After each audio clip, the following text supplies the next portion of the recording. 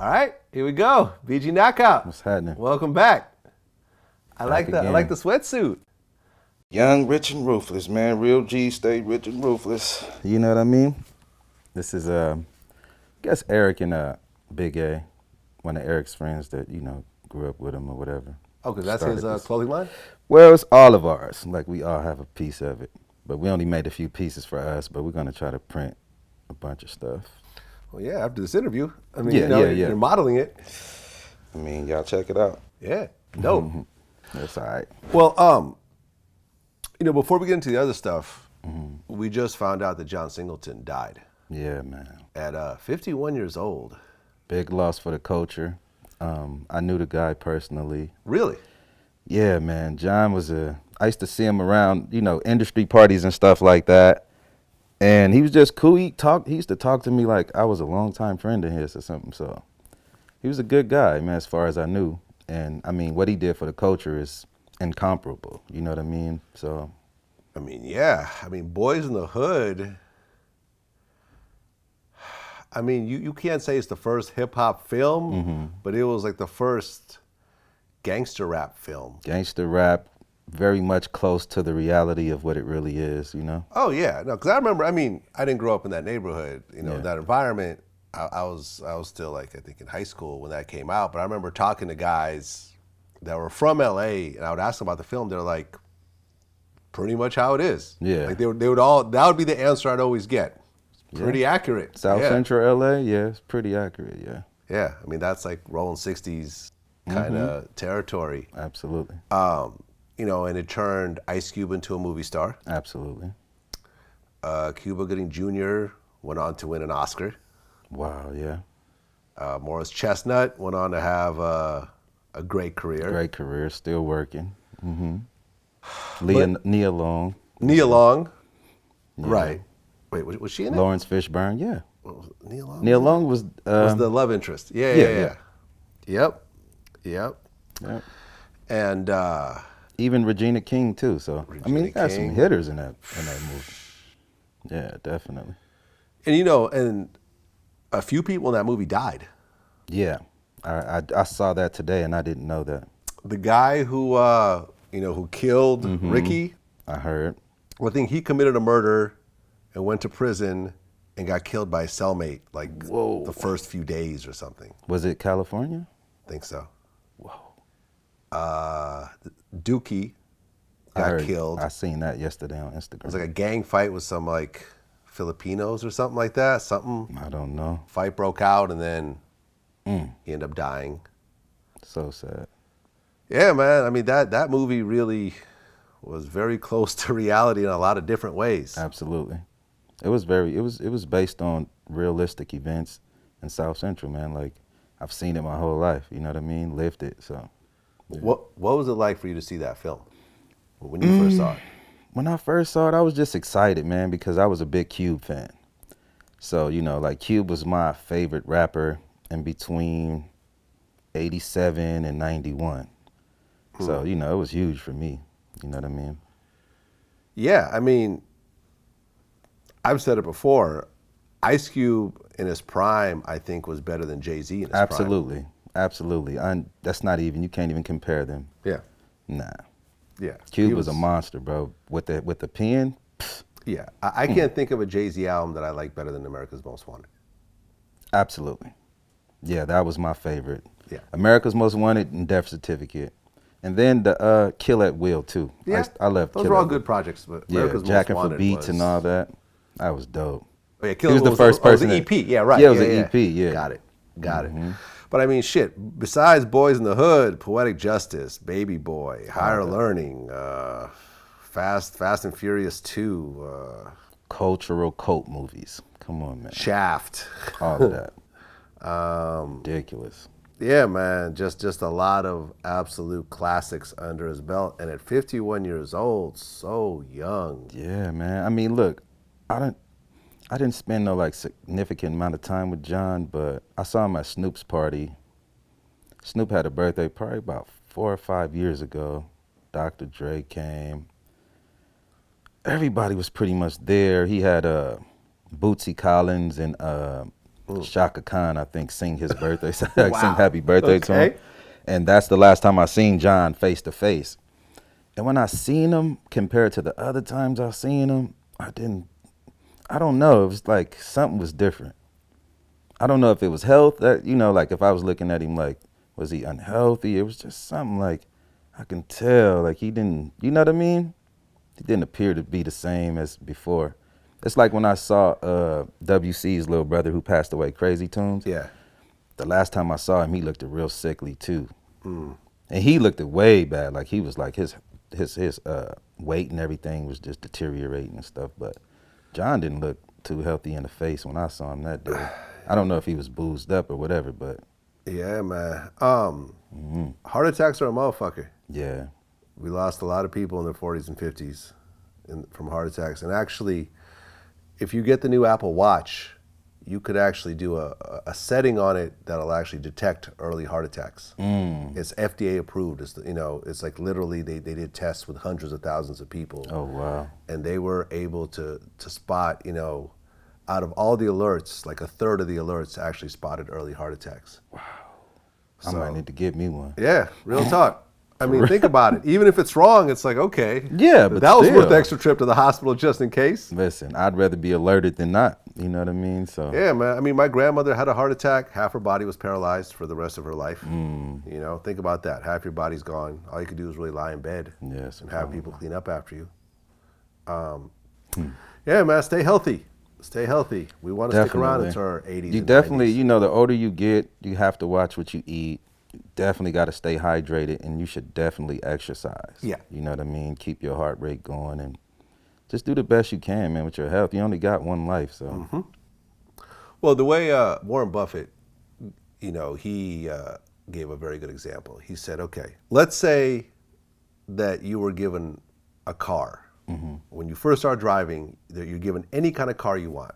Maserati, Ferrari, 6'4" Impala, whatever. You can pick whatever car you want. But for the rest of your life, you could only keep that one car. Think about how you would treat that car.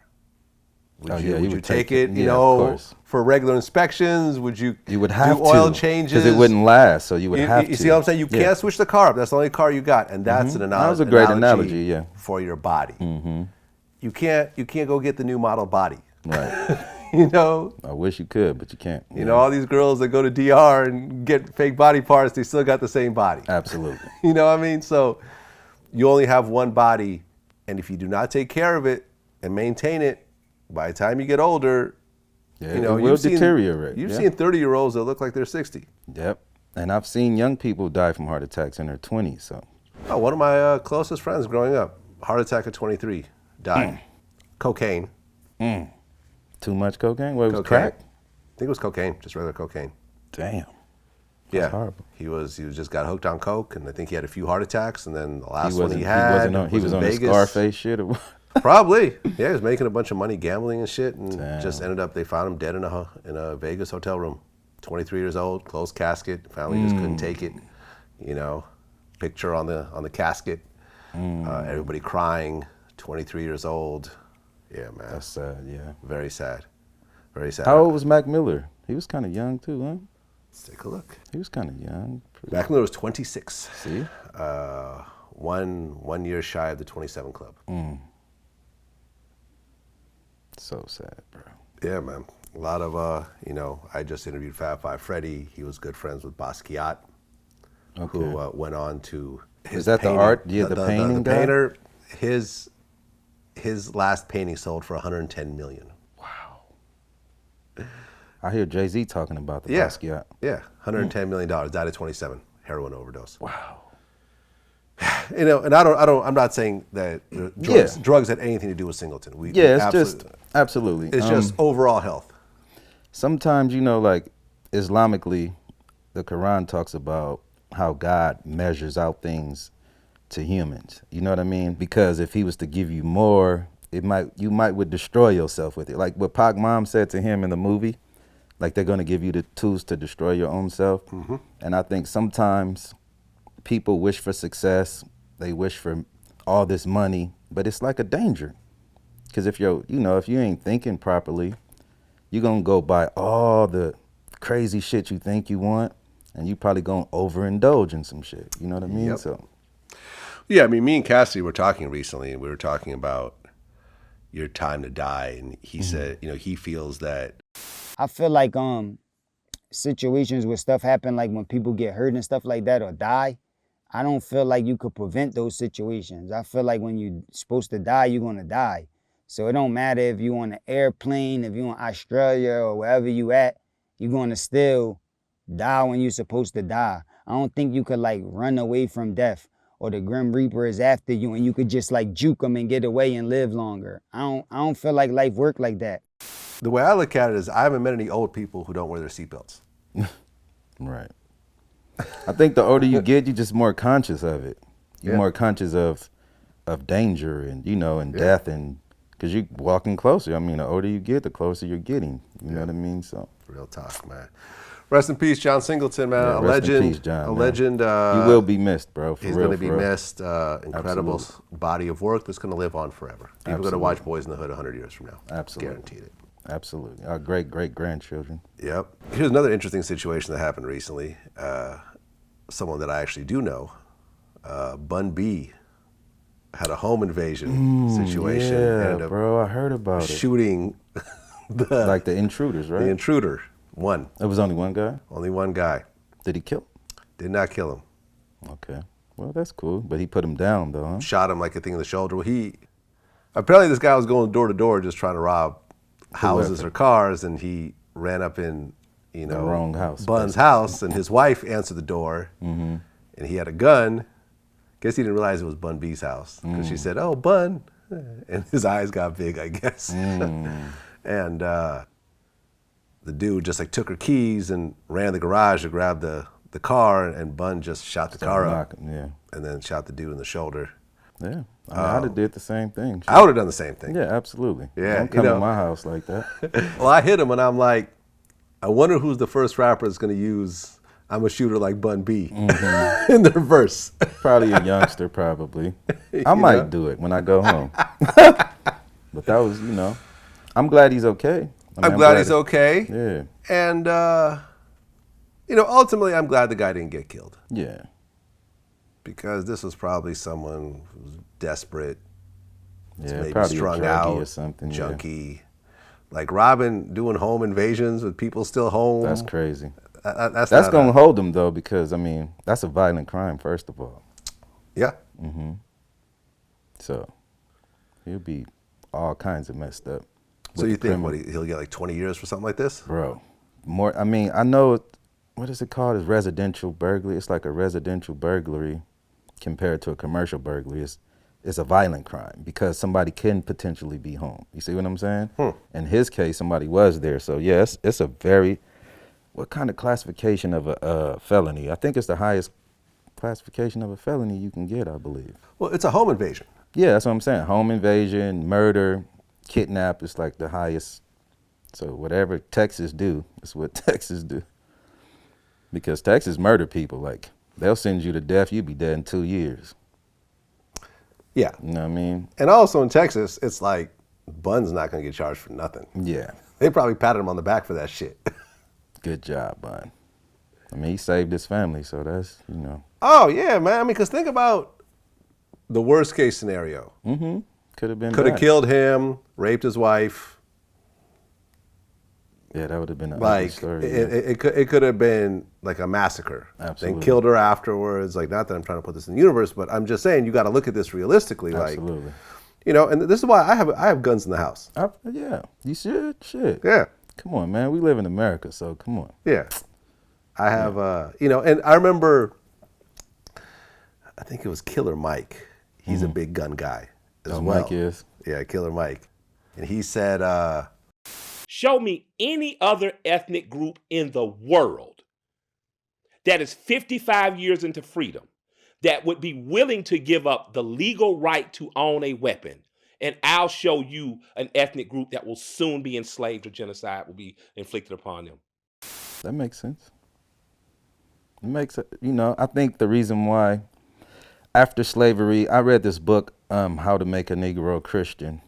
And that's what they were afraid of, kind of like the slaves regrouping, getting strong, and coming back and doing something to them. So they gave them Christianity, and it made them passive, you know. So, Yeah.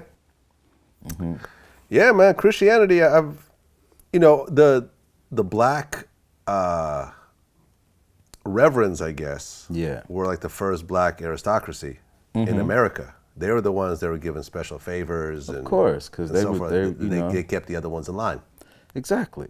You know, they taught the religion to the people the way the masters wanted them to. Right, with the white Jesus. And pretty much made them docile. And nobody has, I mean, for this to be a quote unquote Christian country, religion is not helping the society. You know what I'm saying? It's not. Like, Nipsey just died in front of his own store. It's horrible, man. Like, religion is supposed to change you. You know, if it's real, it should change, you know, change you from the inside out. Man, it's something that's negative about it. Like, it's not working for people. Christianity. Absolutely. It's like they're either not ingesting it properly or they're not being taught it properly. So, something. Yeah, I mean, you could take any type of philosophy and of course, twist it to your own. Absolutely. You know. Like what the Nation of Islam did, pretty much. With Islam. Took some good things out of it and then twisted it into for their own benefit, yeah. Well, and they also turned a lot of people's lives around also. It gave discipline. I mean, yeah, that's worldly to certain, things, though. To Yeah, worldly people. stuff, okay. Yeah, y'all did what, what is these people, the psychiatrists and stuff like this in this country should have done, which was, you know, make people better. You know what I mean?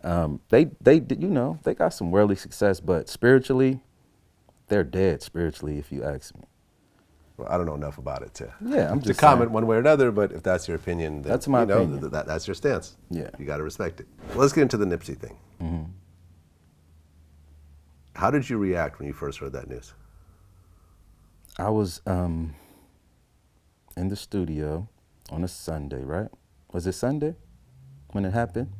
It was the I weekend. think we were barbecuing in the studio, which we do on Sundays in Las Vegas. Some of his artists was actually in the studio recording. Really? So I got the call from one of my little homies and said, Nipsey is on the ground shot right now. I'm across the street. I was passing by, but I seen all this commotion, so I stopped. I ran in there and say, hey man, something going on with Nip. And I gave his homeboys the phone, and then they called, and you know, it was just, after that, it just started going on. But 10 minutes after, I found out who did it. I found out a few significant things, and I was just, I'm still devastated, bro. Like, I've been in La La Land pretty much ever since. Did you know him at all? Yeah, I met Nip in 2009, right when he just was beginning and stuff like that. And he did a lot of shows in like where I used to live at. So every time he, you know, came, I went and supported, hung out. And then whenever I would see him around and, you know, in the industry anywhere, it was the mutual respect, you know what I'm saying? And then he used to tell me things like, especially when he made it, he was like, bro, he was like, man, you supported my career, whoopty whoop, whoop, whoop, whoop. You always showed up and gave me love, man. I really appreciate that. So I kind of, you know, I took it to heart, you know what I mean? For us not to be so close, you know what I'm saying? So I think he was a young guy on the rise, man, that could have made a huge, I mean, you see the impact of what happened. I mean, yeah, he sold out the Staples Center. First person since Michael Jackson. Whole city turned out. So he had a good energy, man. He had, I think his intentions were in the right place, and I think that's why you see the benefit of, you know, what he did. Like, because it was hard to see when he was alive, all the stuff he did, how he affected people. But now that he's gone, you can see the energy that he was putting into the universe. Like, it's coming back to him, like, in a dope way. And I think, you know, even in that tragedy, I think a lot of good came of it, man. Like, to be honest with you. Well, yeah, I mean, Big U, he used to manage Nipsey. Yeah. I mean, I know you more better than him. Yeah, you know and what I mean? I've interviewed you, and me and him, you know, now talk. Okay. You know, we text each other sometimes. he actually used it as an opportunity to unite, Absolutely. you know, like the Rolling 60s and the A-Trays that have hated each other for 40 years. Yo. I mean, When imagine I how saw many that- bodies are between those two. I know both sides, bro. I was out from the streets to the prison and back, Yeah. and I never saw that happen. Yeah, actually the groups getting together. Never and saw it happen. No violence, no nothing. Never saw it happening, bro. So, because I remember when I interviewed him, we talked about the A-Tray Rolling 60s beef. And he said, well, you know, these days it's not as bad as it used to be, but you could tell there was still something. The one thing I agree with Monster Cody in his book is that it really ain't been a war with us and the A-Trays, because they went where they went and we went. Absolutely. Yeah. I mean, it's a old rivalry, bro. And then like Big U, he's not thinking like that. He's not moving on that tip. A lot of the older guys on both sides aren't, but the youngsters are. Yeah. You see what I'm saying? So to you, because your life is over here now and you doing all this, them little kids are still when they run into each other. Yeah. Yeah. Yeah. But they all got together That's in dope. front of the Marathon store. I They saw marched him. together. I knew some of the G's that he, you know, that was right there. And the youngsters, Lil Sody them. Did you know anything about the guy that allegedly killed him, Eric Holder? Yeah. Really? Did you know him personally? I met him a couple times. You've met Shitty Cuz a couple times. Yeah, he was he's a LA dude, man. Like him, Lil Shitty, Big Shitty, Lil Shitty, and Baby Shitty. They LA niggas, like, you know, like if you was outside, you know, like we were, you would probably run across them. Okay. A lot of people know them people, man. Okay, this is interesting. So you're the first person that I've talked to that's actually had some sort of contact with him. He was actually on Nipsey's label before. Really? Yeah. He's in old music videos, some of the first videos and all that shit. I know that he did music, but he wasn't very accomplished at it. Nope. Because what happened, I believe, from the story that I was told, when Nipsey started building his name and doing his thing naturally, you know, he was reaching back, getting his homies, so he started his little label, and Old Boy was a part of it. And he used to be with Nipsey and them a lot, you know, moving around, doing all the stuff, you know, that he was doing. And then I think he caught a gun case with one of the homies or something. Something happened where they went to jail and he's supposed to have said something. So they pretty much kicked him out, you know what I mean? For snitching. Yeah, for snitching. They didn't kill him, they didn't beat him down or nothing like that, but they just told him to stay away, like you can't hang out. So he probably took that some type of way, because he got the hood all over his body. You know what I mean? Oh, Rolling 60s? Yeah, Okay. yeah. Right, because the story that circulated from the beginning was that he came around and Nipsey told him that, you know, Don't hang out. you know, because you have a history of snitching, we don't want you around here.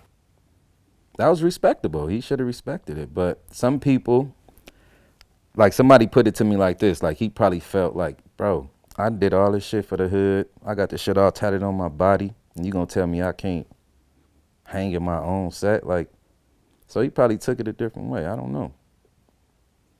What's the impact of someone from your world calling someone else a snitch? I mean, that's a deep thing, bro, because it's a matter of life and death. You know what I mean? So if you got that kind of thing floating on you and Snitch you jacket. and you don't check it and make sure that this shit, you know, like this shit don't get out of control, you might want to leave then, or just get the hell away. You know what I'm saying? Like go far away where nobody knows you, because otherwise you could die, man. Like your own friend might not be able to kill you, but he'll get somebody that don't know you as well to do it, because he's not attached to you in the same way, you know? Right. I mean, the snitch jacket is a heavy thing. It is. And I've talked to a lot of OGs, you know, offline and private conversations, and you know, they were saying how this is one of the deepest insults that you can give to somebody. Yeah. True or not? Super true. It's like calling a man a bitch. Or suck my dick. Yeah, it's some sick shit that you just be like, what? It'll enrage you. You know what I'm saying? Right, but Yeah. calling someone a bitch and saying that someone actually cooperated with the police to get other people arrested. Well, first of all, you can't just say that, because the rules is you're supposed to show the paperwork.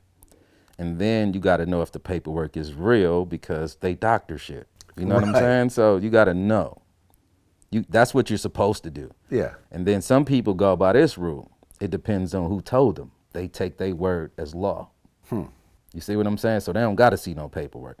If this guy said it, it got to be true. And they'll probably go, you know. Yeah, so it's two different things that goes on. In prison, you got to see the paper. Okay. On the streets, it's like whoever, you know, it could be however. Just don't know. It could be whoever's the most popular, and because he's the most popular with the biggest name, everybody's just gonna listen to what he says, you know. True or not? True or not. So then we get down to this situation, and this is where a lot of people differ in opinions. Here's Nipsey, a multimillionaire, and everyone knows he's a multimillionaire. He's put his bank account statements on his Instagram. He rides in, you know, Maybachs and, you know, wears 10 chains at once and Rolex watches. Clearly, this is a man that's much better off than everybody else in that community. Absolutely. And he's calling someone who has nothing to their name almost. He's insulting that person. True or not. But he is, you know, if the story checks out, here's a very rich man insulting a very poor man. And a lot of people look at the situation and say, had Nipsey had someone else do that, you know, told one of his homies to say, hey man, tell dude that he can't come around here. I don't want to do it myself because. But see, I understand what you're saying, but see, Nipsey is still in the hood. So if you're still there, you got a right to tell somebody something. You see what I'm saying? So he was still there. So it would be different if Nipsey like removed himself and then he only came around every now and again and then he gonna try to check somebody. Nipsey would hang out there. That's what I'm saying. Nipsey was there all the time. Exactly. So that's my point. So he had just as much as a right to say that to him, but at the same time, yeah, somebody else should have said it.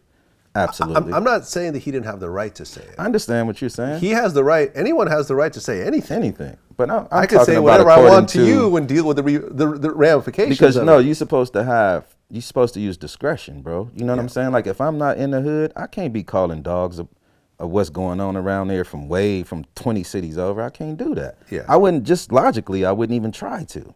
You see what I'm saying? But if I'm there every day and I'm accepting all the shit that's coming over here, damn right I got a right to say whatever the fuck. Well, you have the right to say it. But it just wasn't a wise thing, but maybe he felt, because he knew the guy. They was tight at one point. yeah. So maybe he felt like he would have took it from him as opposed to, I don't know, man. We can say this shit a million times out there. I mean, yeah. I mean, because think about the situation. Dude comes around and Nipsey like, hey, what up, man? Yeah, what's up? Hey, man, I got to run. Right. I'm going to catch you later. Then go to his homie and say, hey, man, tell dude not to come around here Right. anymore. I think It's a better way to do it, man. Like, it would have a very different chain of events because Nipsey's not insulting him himself. Now his aggression might be towards someone else, and that someone else might be actual security who's armed. And you see what I'm saying? that's what I'm saying. That's what I said about psychology, bro. Like with humans, we use psychology, but we basically always use it for negative things, like for the most part. It's a way to do everything, Vlad. You know what I'm saying? Like, and it was a bunch of different ways it could have been done, but I mean, it's all hindsight now because he's dead. You know what I mean? So right. I mean, because the guy left. Yeah, and then came back. And then that's when all hell. And that's his hood. So I know how my hood is. I know it like the back of my hand, right? So I know how to time stuff. I know, I know everything. I know who's out. Oh, such and such. Them two might be heated. Let me wait. They walk off, got to piss, whatever. Now it's my opportunity to, if that's what I'm here to do and I'm going to really do it, that's my opportunity to go up there and do what I got to do. Right, because he came back, shot Nipsey and 2 other people. I saw the whole thing that he did. When he shot the first time, he faked like he was running. I guess he was expecting somebody to come out knocking on him. Didn't happen. Nobody came. Turned back around. Came back, shot again. He tempted to run another time. Came back the third time. That's when he went close to him and kicked him and all that shit. Right, he came back. He basically shot him on in 3 instances. 3 instances. In a short period of time.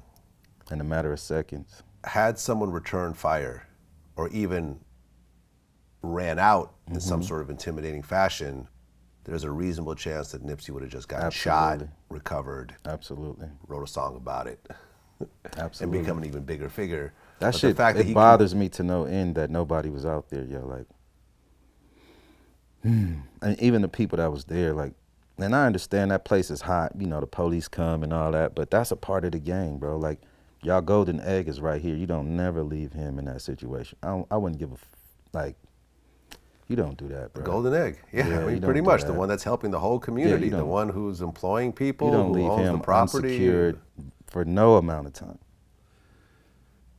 Yeah, man, and I mean, I just wonder why there isn't like just regular security, like top flight. You know, some guy with a gun that's just keeping the parking lot safe. That's why I wish, you know, it's hard, bro, because I know those type, you know, I know people like that grew up in my hood that just didn't get caught. You know what I'm saying? They have security companies, they armed, they travel with their weapons. So, you know, like if, in hindsight, if I was, you know, to talk to Nipsey on a regular basis, I probably would have suggested something like that. You know what I mean?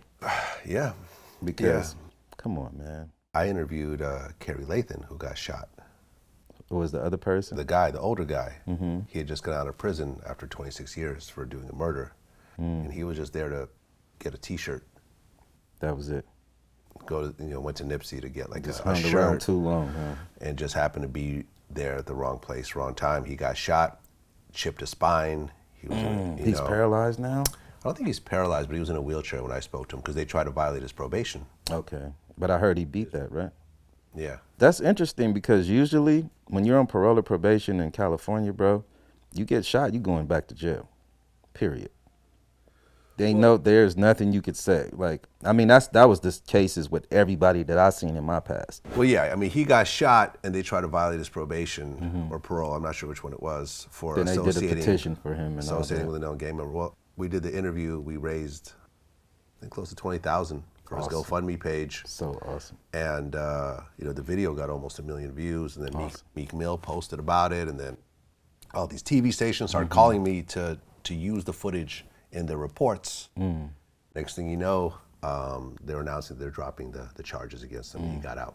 Awesome. So all the people who say that everyone who interviews with Vlad gets locked up, why don't you focus on someone we interviewed who actually got out? Yeah, but that's good. That's good. You gotta counter that shit too, because people try to make you seem like a villain, bro, and it's such a crazy thing. Like, that's how you know people don't think correctly. Yeah. You know what I'm saying? Like, bro, you don't have to talk about shit you don't want to talk about. Just be like, I don't want to talk about it.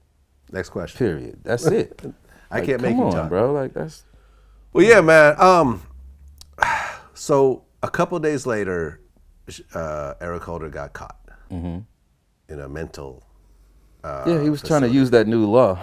They just passed a new law which, you know, it shook people up, of course, in the government, that if you commit a crime like murder and it's found that you're not mentally stable, you probably won't get jail time for it. So he was trying to use that. It just passed. No jail time at all. Yeah, it's like you'll go to some mental institution and they'll try to rehabilitate you, and then eventually you can probably get out and come home. After you can point blank, you know, dead bang, point blank kill somebody, get caught dead bang, and plead mental insanity and get off. So I think that's what he was thinking. So you think that's what Chris Darden is going to try to push for? Of course. That's what he's supposed to do. That's his lawyer. Right, because you could say, look, this guy just shot a celebrity in broad daylight, Like, he's with, crazy. with dozens of Exactly. witnesses and cameras all around. He must be crazy. They gotta, I mean, that's some insane shit to do. A sane person would never do that. Right. Clearly, he's crazy. Absolutely. No prison time. Man. It's a defense. I mean, shit. Let me ask you a question. I've asked this to a few different people and gotten some very interesting answers. You know, you've come in contact with Nipsey. You respect him. You know, you were hanging out with his homies. Absolutely. His artists at the time that, you know, his murder happened. So you're somewhat close to this, to him and his situation in your own way. Absolutely. Let's just say that Eric Holder never got caught. And you're driving around in Vegas, and there you see him at a I was parking smoking. lot. I'll smoke. You would kill him. Right there. That's exactly what Trady said. Just to honor the code that I live by, if I could have followed him and got away, you know, and thought I had a reasonable chance to get away with it, yeah, I'd have popped him. Okay, but had you not gotten away, you would be facing premeditated murder? Mm-hmm. What degree murder would that be in that That'd be situation? first degree. First degree, which means premeditated. You planned had a intentions murder. when you saw him to do something to him, to murder him. You stalked him and, you know, you carried out your plan. First degree is the highest level. Yes, yes. First degree murder, well, with your background, with your criminal record, would be life in prison. Over. It'd be no possibility of parole. Doesn't matter if it was for the greater good. Doesn't matter what this guy did. You would be convicted of murder and gotten life in prison. And you'd be willing to take that on in order to kill this person. I'd be willing to take that risk. That risk. Just because Eric Holder is the most hated man in the country right now, you killing him would not give you a It would have been better, like, for them not to catch him. So we could have killed, somebody could have killed his ass. You know what I mean? So, because, I mean, we're not going to ever be happy with him being in jail. You know what I mean? So that brought no closure to you? Hell no. So if That, he gets that ain't justice for us. We gonna kill him. Like, okay, so life in prison, if he gets sentenced nobody to give a life, fuck about that, no man. one cares. Like, hell no. You gotta die too. Your mama gotta go to your funeral and see your ass laid up. You know?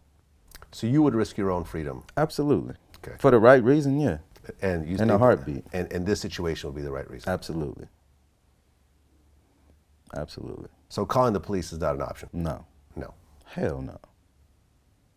He's a dirtbag. Like, come on, man. You gonna get some other dirtbags to get him? Like that's, come on, bro. I mean, that's real. Me personally, I would call the police. Of course, bro. You a civilian. I'm not going to shoot him. You're a civilian, bro. Come on. And I've interviewed Nipsey, and I have a lot of respect for him as well. Yeah. But I'm not going to risk my own life. Yeah, I mean, we feel different. We got different things inside of us. You know what I mean? So. Yeah, and I respect it. This is why I ask. Yeah, yeah. And some people gave me an answer like yours. Some people said no comment. You know? Nah, fuck that. But yeah, I think that's real. Yeah. So, you know, and I heard rumors of people getting shot and houses getting shot up and stuff like that around his situation. Absolutely. But I wasn't able to verify any of those. So I'm not going to say what I heard. Yeah, it's out there. I mean, it's out there. There's some rumors. Yeah. There's some rumors of associates and whatever else, family members or whatever else, but none of it's actually. Most of them, I think his little brother killed himself. His 2 little days brother killed after. himself? Yeah, committed suicide. Eric Holder's little brother committed suicide. Is that for sure? Yeah, it was in the paper. Shit. It was in the paper. So Eric Holder's little brother killed himself. Yeah, I don't know his name, but supposedly, yeah. Over what his brother did? Just, it was too much. Like, I guess all the family members are getting killed. You know what I'm saying? And then he's so close. I mean, naturally, it's probably going to come to him. So he probably felt the pressure or something. You know what I mean? I would move. Of course. I mean. It's not like his little brother put him up to it. Nah, but you know, some people, the hood has everybody trapped, lad. It's like, if you in the hood, that's how far you gonna think. You see what I'm saying? Yeah. You think as far as the street you was raised on. Like, that's how people think over there. So he probably just couldn't take it. Well, I'm gonna say this, man. We're not trees. We can get up Absolutely. and go other places. We're not stuck Yeah, you have where a the whole- seed was planted. I tell people, man, you have a computer on your shoulders. Yeah. You know what I mean? So just use it properly. You know what I mean?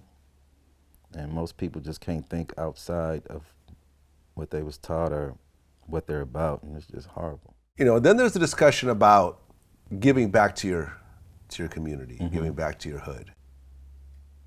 Because, and I've talked to a few people about this,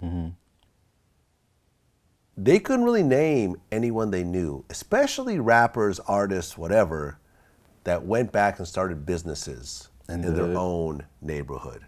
Lots of people start businesses. Jay-Z's got a great business empire, Puffy, whatever.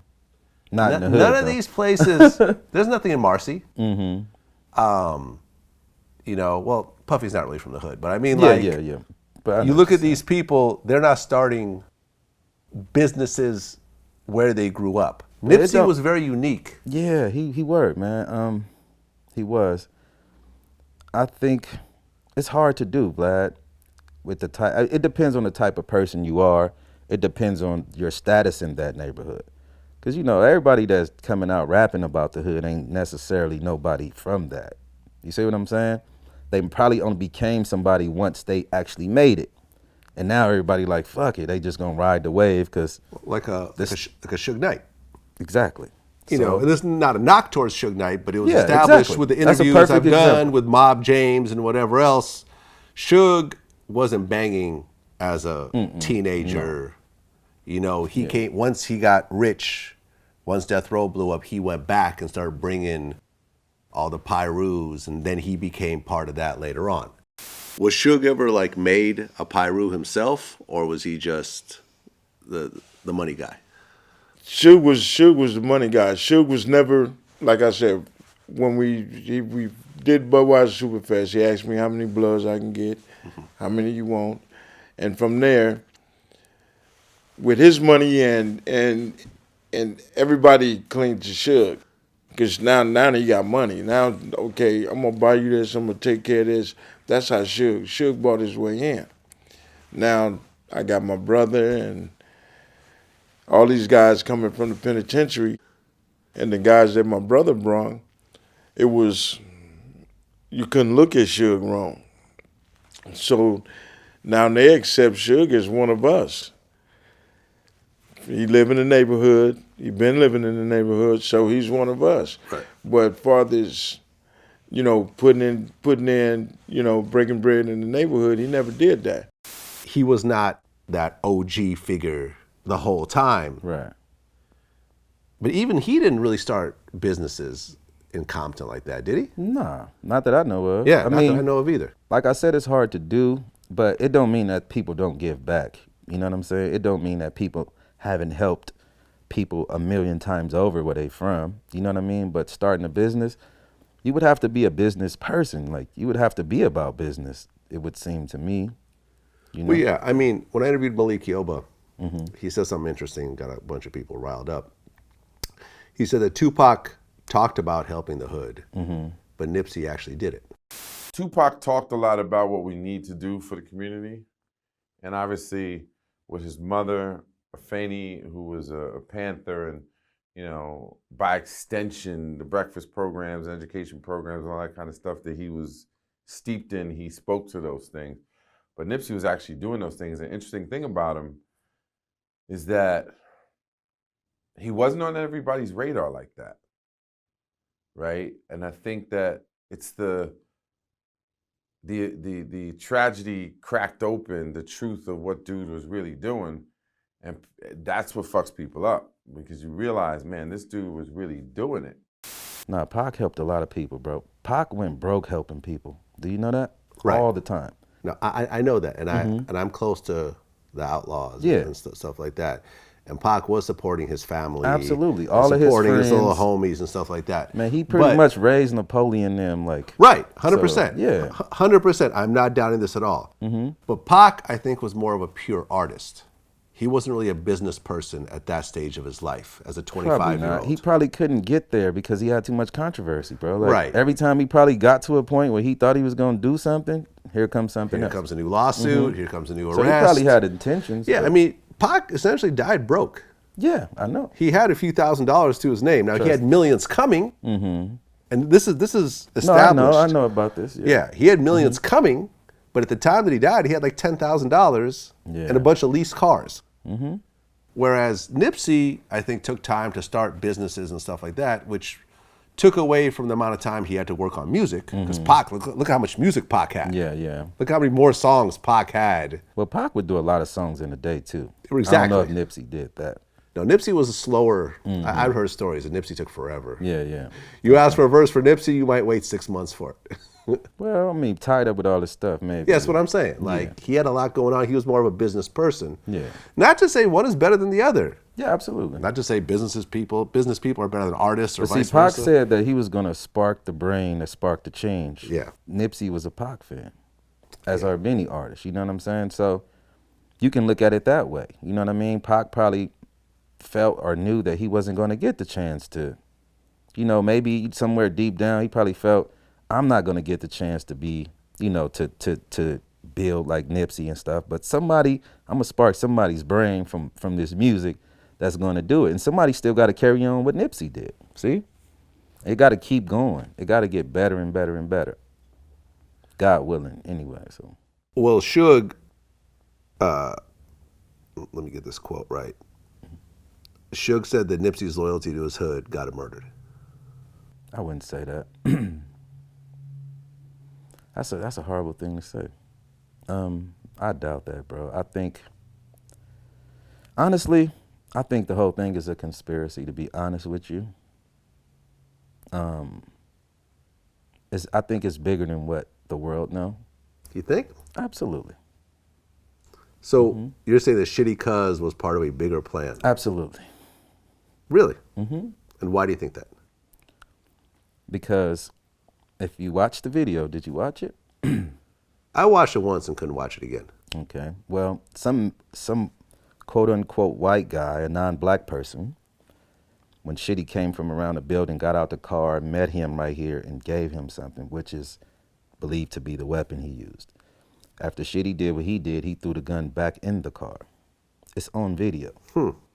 Now, when the police come, that car, that man is totally gone from the scene. It's an empty parking space where the car was and where he was. You see what I'm saying? So, what do you make of that? I have to watch the video for myself.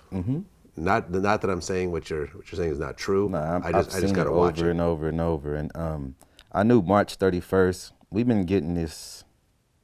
I have people, you know, that I know in high places, and they've been telling us something about March 31st, bro. So I knew something was gonna happen on that day. I didn't know it was gonna be Nipsey, but I knew something significant was supposed to change that day. Well, there's also the Dr. Sebi conspiracy. Yeah, not that. I don't think it's that deep because his family is still doing his work. So, you know what I mean? His family is right here in Los Angeles. They wherever he come from. Where is it? Honduras. Honduras. They all over doing his work. So they're not stopping what he did. You know what I mean? So it don't make sense that it would be that. But who know? I don't know. Well, Nipsey dies and the funeral happens, and then here comes Kodak Black making comments about Lauren London. Dude, that shit pissed me off, bro. Like, Right. as soon as I saw it, I just lost it. I lost it. And, you know, Kodak is a youngster, you know, giving. But it's like, dude, where's your discretion? Where's your scruples, bro? Like, you shouldn't make those kind of statements out loud, first of all. And especially so close to the event, you know what I'm saying? To the timing of him passing. It was just a foolish thing to do. And he's probably gonna pay for it himself, you know, like, people are not happy about it. I feel sorry for the kid, bro, honestly. Well, you threatened him on video, essentially. You were pretty pissed off. That was the most angry I've ever seen you. Hey, Kodak Black, cuz. Hey, homie. Who is you, cuz? Don't be speaking on my homeboy, nigga. Gonna get fucked up out here, you stupid ass boy. Little young test tube baby ass nigga. Beat your ass. Yeah, like my anger is like, I don't like to get angry, Black, because it gets out of control. Right. My adrenaline and shit. But yeah, I was super heated, bro, because that devastated our city, bro, losing Nipsey like that. And I don't even know how we gonna recover from it or what's gonna come of it, but it was a huge loss for us. You know what I mean? Huge loss. And anybody that's picking with that and making fun of it, yeah, we gonna be pissed off. What do you expect? Let me make fun of your dead grandma or your dead grandpa and go piss and shit and crip walk on his grave or something, and then see how you take it. I mean, he wasn't making fun of his death, but he was trying to But then holler when he at apologized, the way he did it, it was just, you could see the disrespect in the way he was talking. You see what I'm saying? Like, yeah. And then, you know, when T.I. said what he said, Kodak came back with, or what? See? And it's one of those things where it's like, you got this young dude with a lot of money and a lot of followers, and a crew of people around him that's It's going all to protect ego. him. It's all ego though, Vlad, because Yeah. I would have said what I said in that nigga face. I'm sure T.I. would have said, Yeah. but because he was way over there, that nigga wasn't gonna tell T.I. and what in his face. I bet you that. He damn sure wasn't gonna say it to me. Yeah. So come on, man. You can hide all you want behind money, behind a camera, in your house, but you got to see somebody. So keep that same energy. You know what I mean? Well, I mean, you see where that trolling shit got Tekashi 6ix9ine. Exactly. And he got off easy, to be honest. I mean, he didn't get off yet, but the I'm saying he's supposed to got killed. Tekashi should have been got, like, man, please. Yeah. But well, you know, yeah. I mean, Tekashi, now the 6th co-defendant has now taken a guilty plea in that case. And they're saying Tekashi might get out in September. We're not sure, but 6 people have now pled guilty. I think largely because the feds had Tekashi cooperating in every way possible. So it's impossible to, you're going to get fucked over anyway, so. In a situation like that, when you have a crew of people that get busted and one person fully cooperates, is that pretty much the last nail in the casket? I have no clue, bro. I ain't never been in that situation. No, never been in that, yeah. So I don't know how that shit work. I usually do shit by myself, so I don't ever have to get caught up like that. You know what I mean? So. Yeah, you're always better off doing crimes by yourself. Yeah. Doing it with a whole group of people if you're that are all. do it alone. I promise you. Yeah, and like I said, it looks like he's probably going to get out. And That's everyone crazy. else is doing. I mean, no one else has been sentenced yet, but these guilty pleas go with like 10, 15-year sentences. Well, yeah, I mean, they looking at the date. You know what I mean? I got a date. I'm going to get out. It might be 15 years, but it's better than life, or 80. You know what I'm saying? 80 years or 50 years. So fuck it. Sometimes you don't have a choice. You know what I mean? Sometimes you got to bail out because, you know, you'll save yourself. Plead out. Yeah, plead out. You Yeah. know what I mean? So. When you and I spoke last time, and you talked about the art of war and how white and Mexican gangs could tell against their enemies. Certain gangs or certain races and groups have certain policies. You ever heard the book called The Art of War? Yeah, Sun Tzu. Okay, so this is one of the books that, you know, prison gangs and groups read in jail. They study this book and they live by it. Now, the whites in prison and the Mexicans, for the most part, have a policy that they can tell on anybody that's not a part of their group. I brought that up in other interviews. You seen some of those? No. Okay, I'll send you some links after. Okay. And everyone kind of put in their 2 cents on it. Who? Well, Bosco said something interesting. What'd he say? You know, he said that he feels that makes black gangs stronger. I feel it makes us stronger though. Like, Okay. I feel us, for me, I feel it makes us stronger where y'all weak at. You know what I mean? Like, that's how I see Okay. it. I think that's a great way to answer that. In an instance, it does, but in another instance, it doesn't because they're not using it to their benefit. You see what I'm saying?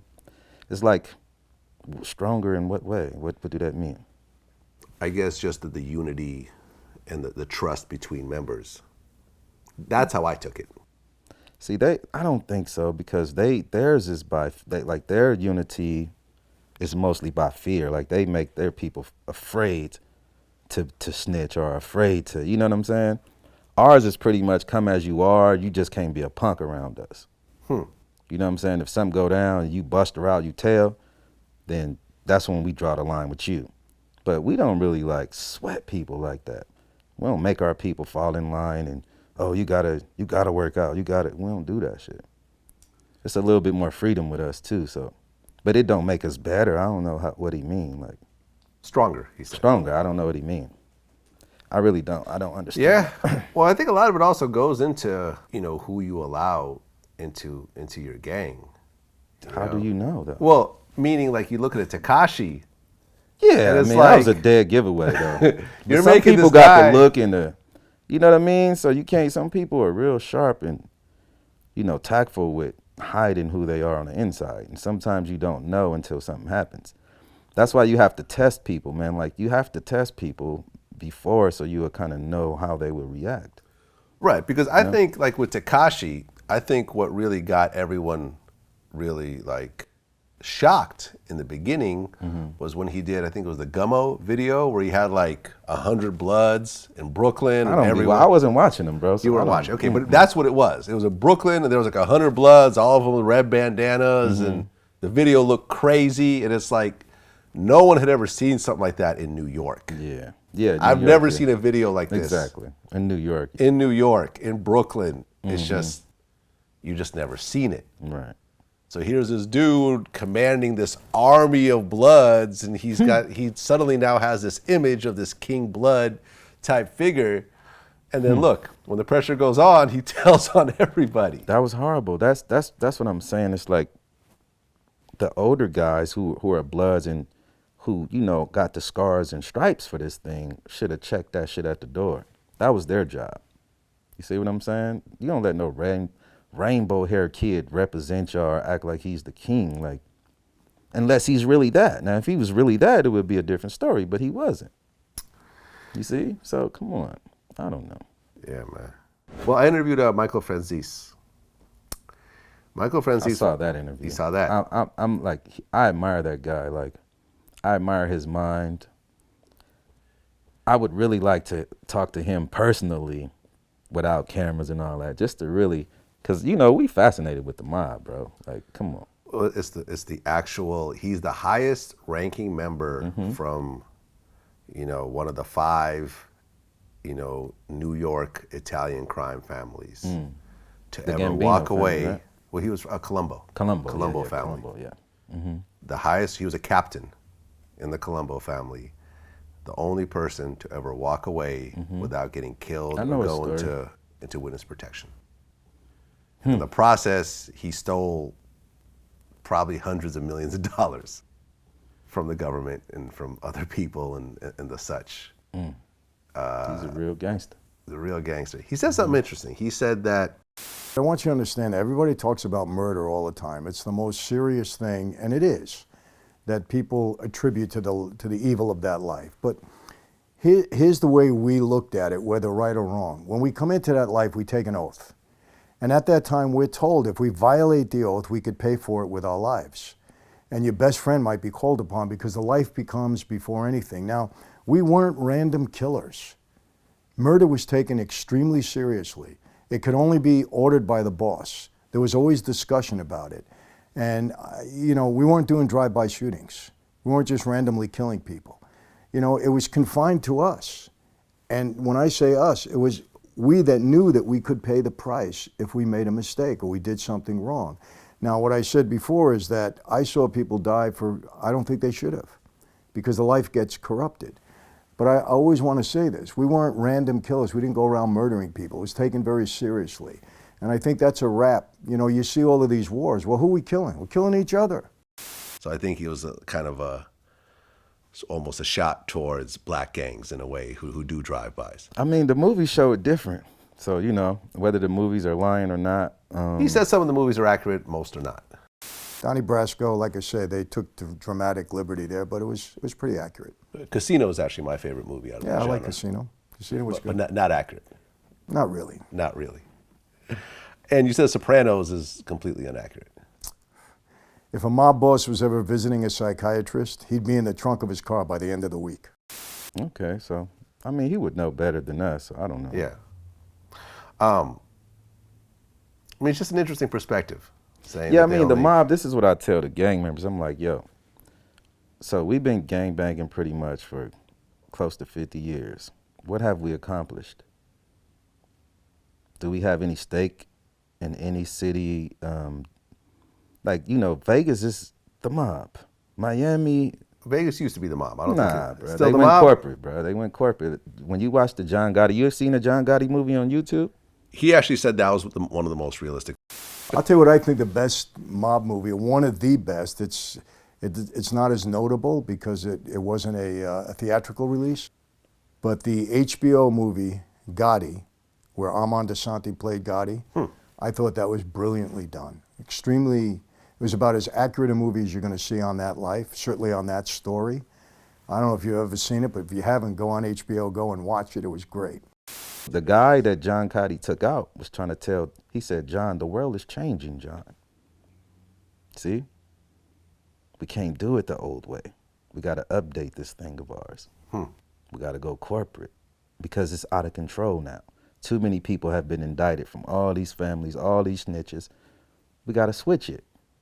We gonna still have the organization, but we got to go corporate now. That was the goal. That's where John Gotti messed up. You see what I'm saying? And that's the mob is still pretty much, come on, man, they just corporate. They just not operating the same way. Yeah, I mean, he said the mob is still around. Absolutely. They're just more I live in secretive. Las Vegas. You can't tell me that they're not. So you see these guys. Come on, bro.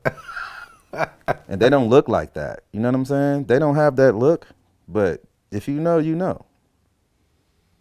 Some of them look like old doopy, like you know how some of them older guys in the mine don't look like no killers or nothing, bro. But they who they are. Well, I mean, the mob were the ones who ultimately started Vegas. If you watch the movie Casino, they still got it, bro. They still got it. Yeah, you don't just let go of something like that. Come on, man. They're not, the whole mob wasn't stupid, bro. They were very intelligent people.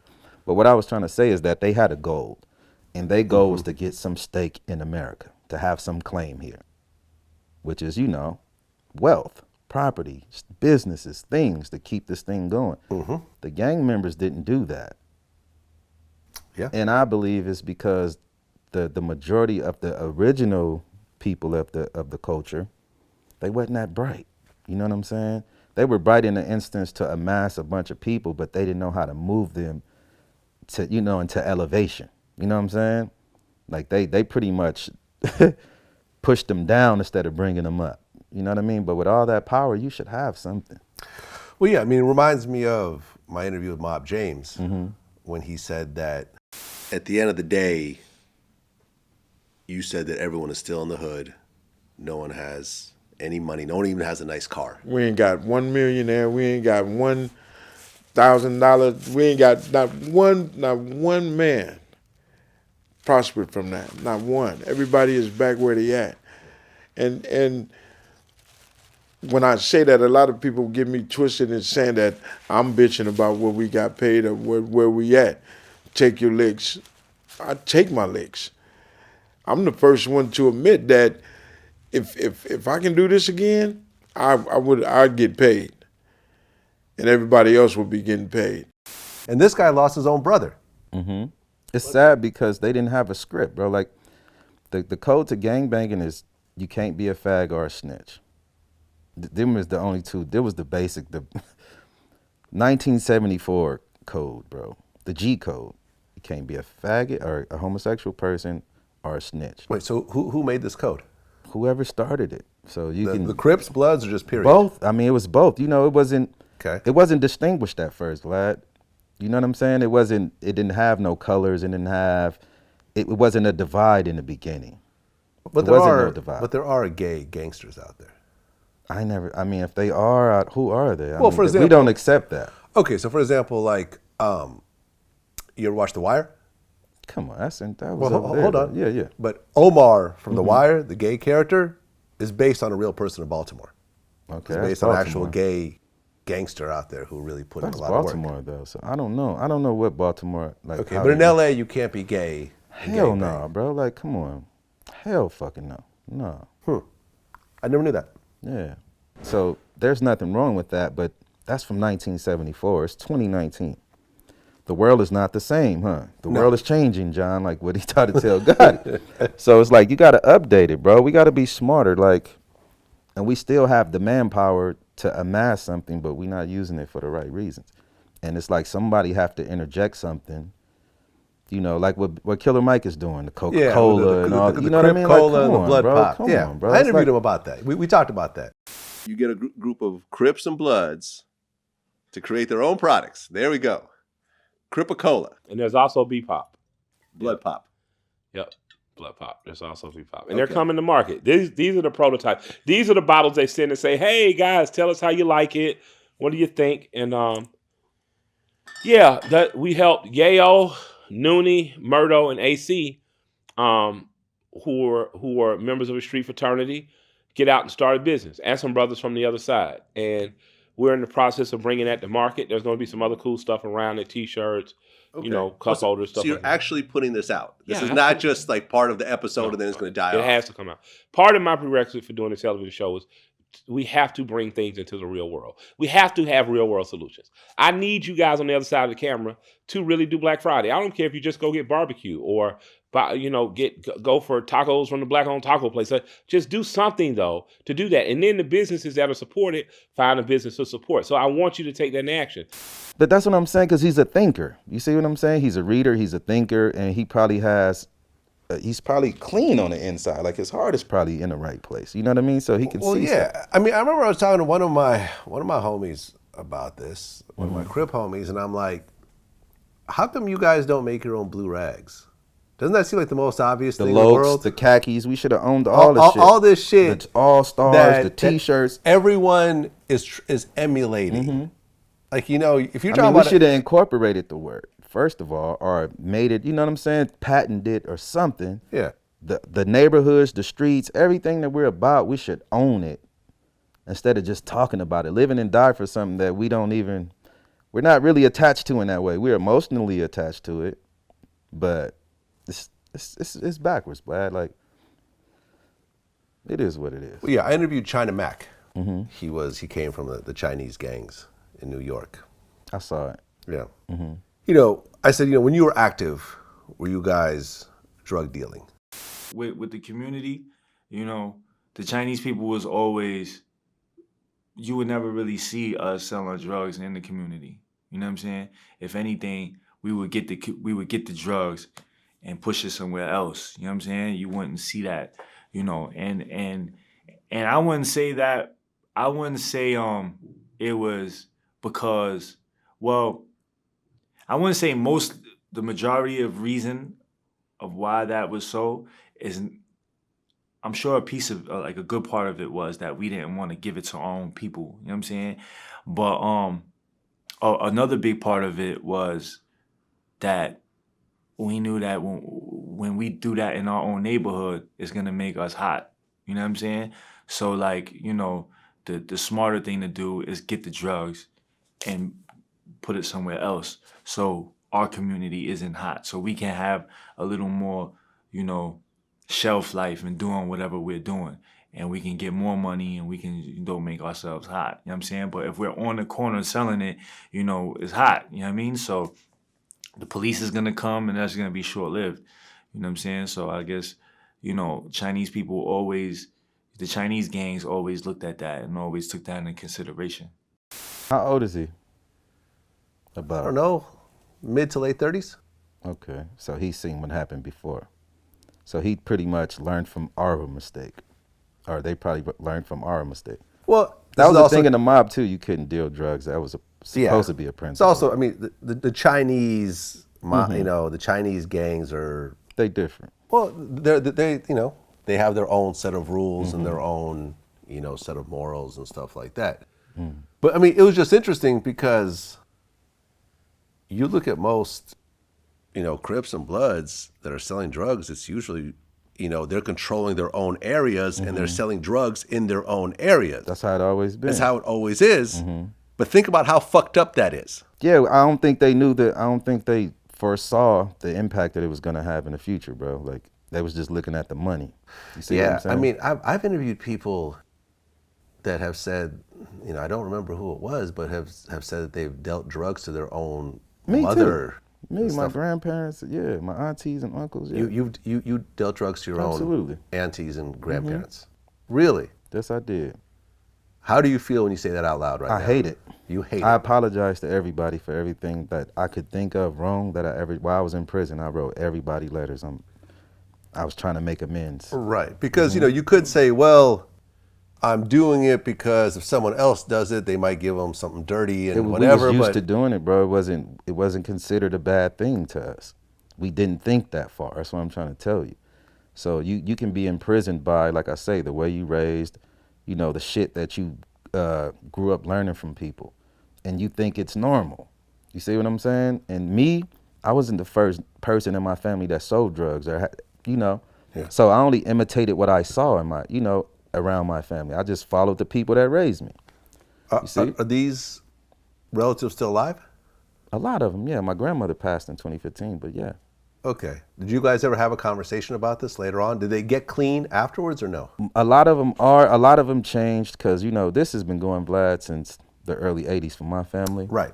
My family started out as the drug dealers and became the users when we had a big tragedy in 1985 where my aunt and four of my cousins died in a fire. So it was like from that day on, our family just went to shit, you know what I mean? So most of my aunts and uncles are still alive, but my grandparents have passed in recent years. So have you actually had that conversation? I know you wrote letters, but did you ever say, hey, listen, I'm Nah, sorry? when I came home, I had too much to do, or I was either distracted by, what I needed to build for myself coming out. So we never really sat down. The conversations I need to have with my family, I still need to have with them. Just put it that way. Yeah. I mean, I remember Big U told me that, when he converted to Islam, he then realized that he needs to make up for all the bad things that he did. Pretty much I did. In order to get into heaven. And he's very conscious of it. And I mean, and I know I brought it up, he said, no, I know I have to do it. I'm trying to get into heaven. You know what I mean? So you feel that some of the stuff you've done in the past, you have to make up for? No, I know it. You know, I want to balance. I don't want to be remembered for being this negative force. You know what I mean? I don't want to live my life and the only thing you can remember about Big U is he was this, he was that, he was this, he was that. You know what I mean? He fought all these different cases. He did this to people. I feel like if on the day of Yama Kiyama, when I want to be able to say that I did right. I want to be able to say that whatever we had a part of, I did right. And I feel like in 2018, with the gangs and the murders and all that down in LA, that I'm getting there. You know what I mean? And if we can get it all the way down to where, because if it's low as it's been since 1966, and Crippin started in 1969, then put that on Big U. Yeah, it was it's a firm. good thing too, because once you come into Islam, really everything from your past is forgiven. So it don't matter what you did before, but it's just now that you have a conscience, you just want to, Okay. So I did the same thing. All right, so let me okay, so as a Muslim, let me bring up a point here. You know Napoleon from the Outlaws. Yes, I do. Good friend of mine. Did you see the interview I did about when he talked about the guy who killed his parents? Oh yeah, he was in prison and all that. The guy that killed the man that killed his mother and father was in prison. And one of his homies was in there. One of his homies became that guy's cellmate, and I guess offered to kill him on his behalf. And as a Muslim, the rules are that if you could save a life, you're bound by your religion in order to do that. So he actually called the prison and had his friend transferred out of that cell. If you had your parents' killers here in the same room right now, are they still alive, by the way? Yes. I would forgive them. You would forgive them. And I protect the life. I protect the life of the person who murdered my mother and father. You would protect them. I protected his life. I saved his life. I had a friend of mine that I grew up in New Jersey who was sharing a cell with this individual, the guy who killed my mother and father. And when he called my brother and told my brother that I'm in a prison of a person that murdered your mother and father, he admitted to this. What do you want me to do? My brother, alhamdulillah, is Muslim now, but my brother then was a Muslim. He was a street dude, known in Newark, New Jersey, known in Jersey. He was heavy into the streets. And my brother told me that the guy, a little friend of mine, that we grew up with, is in prison with the same dude that killed our mother and father. And I told him to handle his business. And I was explaining to my brother, you have to leave that alone. The guy that killed my mother and father, he's also an imam in prison. He's a Muslim now, So I happen to know someone who was a CO in that same prison, and I called. I'm not no snitch, but I'm saving the life of an individual because as a Muslim, saving the life of an individual is there. You understand? I don't want the blood on my hand, And this is the individual that murdered my parents. And I said, when you tell this individual, it was a Muslim CO in the same prison in New Jersey. I said, tell this individual that I'm doing this for the sake of my religion, not because of him. You know what I mean? I really don't know him personally. I don't care about him personally because my religion tells me to do this. So I'm telling you this was gonna happen to him. They moved him out of the cell. My brother was angry, of course, you know what I mean? He actually took his Islam that serious to That's the beautiful save thing. the murderer of his parents. Because that's what Prophet Muhammad sallallahu alaihi wasallam, he would have did that. Let me tell you, when Napoleon was describing how his mother was shot, like I'm tearing up right now. His mother was shot like 10 times protecting. Yeah, like I'm literally tearing up right now thinking about the story. Like Muzammil, yeah, protecting her children, and she was shot like 10 times. The people that came into the house, they was pretty much friends with my father. They grew up with my father. Yeah. And they used to spend the night at my grandmother's house. You understand? One day they came in as if it was a normal visit, took out weapons, killed my father, shot him in the chest one time. Instantly he died. My mother, she was pretty much, you know, and this let me realize the power and the strength of a mother when it comes to protect their children. My mother, she was running around the house grabbing me and my brothers. They shot her 7 times, 13 times before she passed away. You know, but she was able to protect us. You know, she hid in the bathroom. Then my little brother, he was only 6 months. She hid him in the drawer, the dresser, cracked the dresser. You know, and me and my other brother, you know, by the permission of God, she was able to save us. You know, protect us. Yeah, subhanallah. I can't imagine hating somebody more than that. Inna lillahi wa inna ilayhi raji'un. Yeah, it's like, I mean, his heart is bigger than mine, Vlad, because I'd have been like, kill him. See, and right? I'm a Muslim too. Because you talk about, so the I Eric haven't Holder. made it to where Mutai is inside of my soul and spirit. You see, you know, you talk about the Eric Holder situation. You said you would kill him. Absolutely, but that goes against Islam. Absolutely, bro. I'm a human being though. Okay. You see, and I'm a Muslim, but I'm not perfect, and no Muslim is. You know. So the thing is, Mutai is in a place where he's more mature on the inside, because he lived. See, this is the thing, Vlad. I'm Muslim in America. He's Muslim in Saudi Arabia. Gotcha. So, you know, he's around people that are good natured. So naturally, it gripped his form. It bled into him. You see what I'm saying? His heart is softer. When you learn Arabic, it makes your heart soft, bro. See, that's the secret to the language. So he lives there. So naturally, he's in a different space, in a different place inside of himself. So I commend him for that, bro, because that's a huge thing. I'm a human, bro. I'm working on myself, and I'm still here where the energy is just negative. This is America, bro. It's money and everything else that's weird and wicked. You know what I'm saying? So, you know, I mean, that was a great thing that he did, honestly. Yeah, I couldn't do it.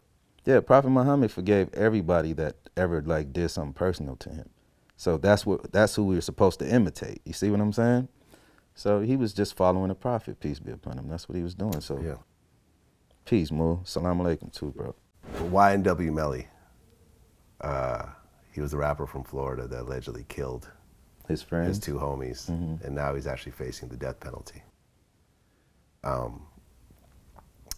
I had looked it up because, you know, when I was looking at the shitty cuz situation, California did have a death penalty, but I guess there was a moratorium put on it. Okay. In the last few years. Okay. Something like 13 people have been executed in California since the 70s, with Tukey being one of them. But essentially, there's no real death penalty in California anymore. So why they have death row? I mean, what's death row for? Is there a death row in California? Yes, it's San Quentin. I mean, is it San Quentin? Yeah, I think San Quentin. Well, that's I think it's still in the laws, but think about how long it takes to actually kill somebody. A long time in California. It takes a long time. Yeah, that's what I'm saying. Think about how long Tukey was locked up Yeah, a long time. That's what I say. Texas is like, every state is different, but Yeah, some people you get the fast track. Yeah, Texas is like, you know, because Boosie was in Louisiana on death row. He beat that. But he said in his interview he was willing to take his needle and just be on every project mural, you know, around the world. You know, they would tell we got you on 8 murders and all this shit. You know, I want my lawyer, period.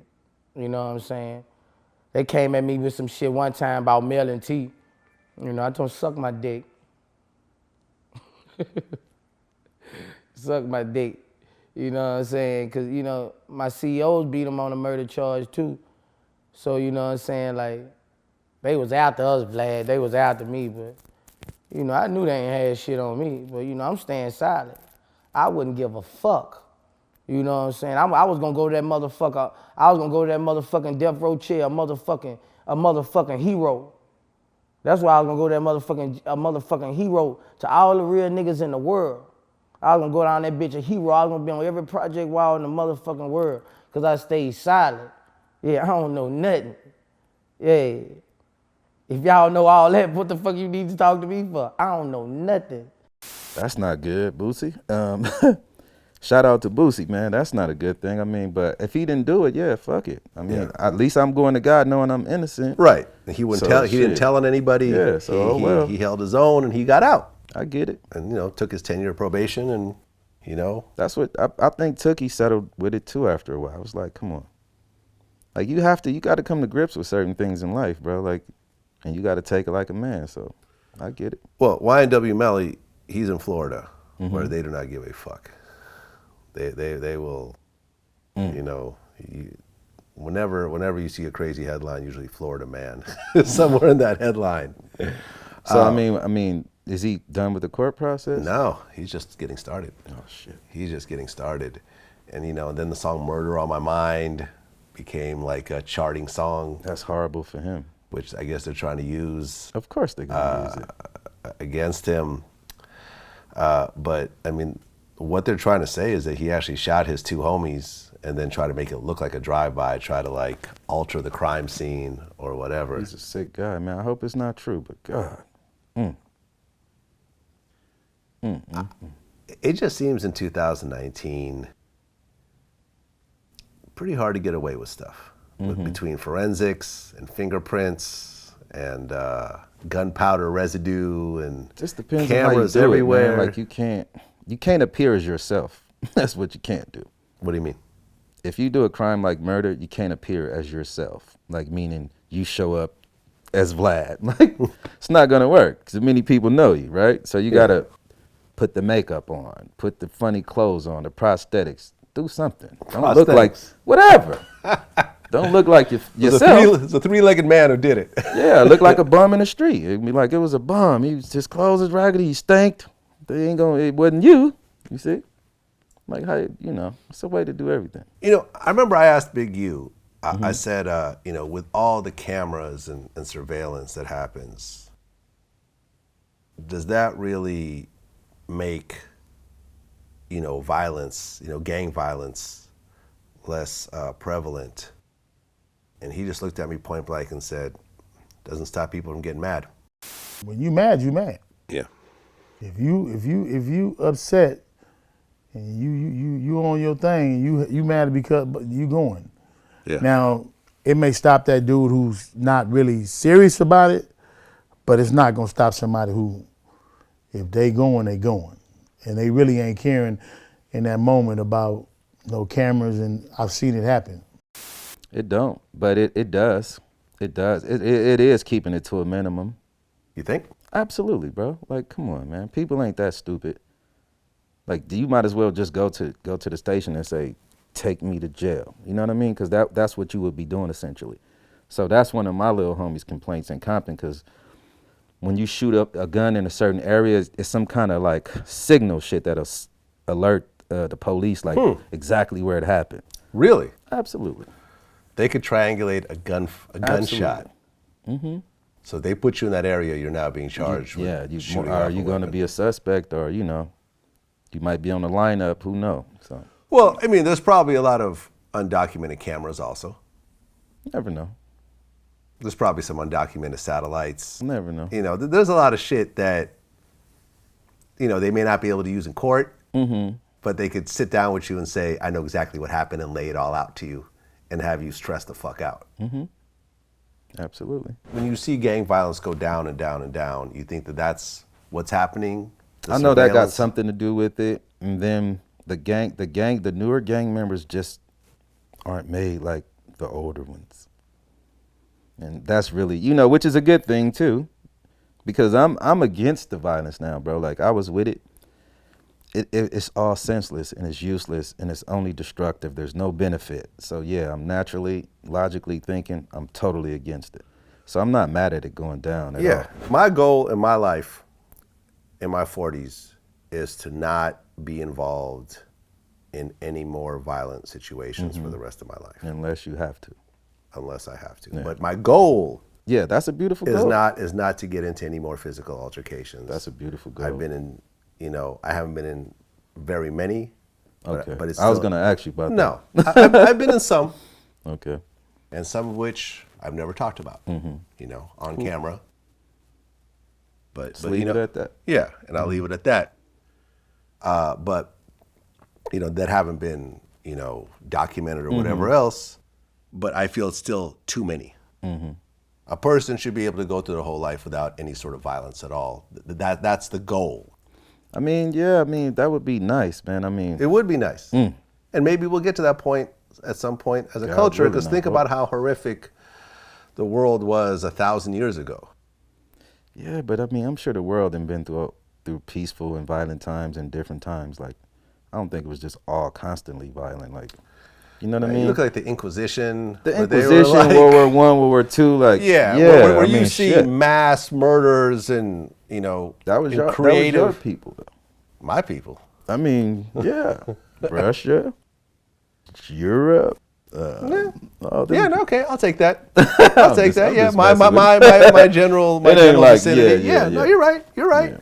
We're as fucked up as everybody else. I mean, shit. Yeah. Stalin went and killed, I think maybe millions of people. Stalin and Lenin and all that. Yeah, all that shit. Yeah, I come from a violent, bloodline, a violent area. Yeah, absolutely. But, and I mean, you still see genocides and stuff like that. Absolutely. But overall, I think the world is becoming a less violent place. Overall. It's becoming weird, though, Vlad. It's becoming gay. And that's going to make me violent, like, after a while, because, I don't know, the lines are being blurred too much, man, when it comes to too many things in the world today, between children and homosexuality. Like, they're trying to make it mandatory to teach that in schools and shit, like, that a 13, 14-year-old kid can choose whatever to be male or female. That's weird. Why would you teach that? Why would you confuse a child in that way? I mean, with everyone that I've spoken to, and I've interviewed gay people, as well as people who have had gay people in their families. I have them too. Everybody. Most people say that they saw the signs very early on, 4 or 5 years old. Those are the people that we already knew, right? Yeah. It's the people that are popping out. Yeah, like I interviewed Ryan Davis, the comedian, and he has like 12 brothers and sisters, but one particular younger brother, he knew he was gay from like 4 years old. Did you know he was gay? Like, I was the first person he came out to, but we knew when he was 4.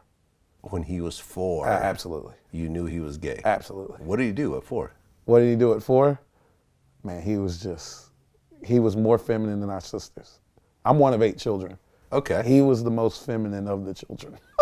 And there was girls in the family. And there were girls in the family, absolutely. That's why when I make videos about Odell Beckham Jr. and all this other stuff, people are like, he's a homophobe. I was like, man, I'm way closer to the gay community than y'all would ever. Some of the people who call me homophobic, I've gotten closer to the gay community than y'all would ever touch. I'm talking about like 3 times a week being in a gay club for 6 years straight, just supporting my brother.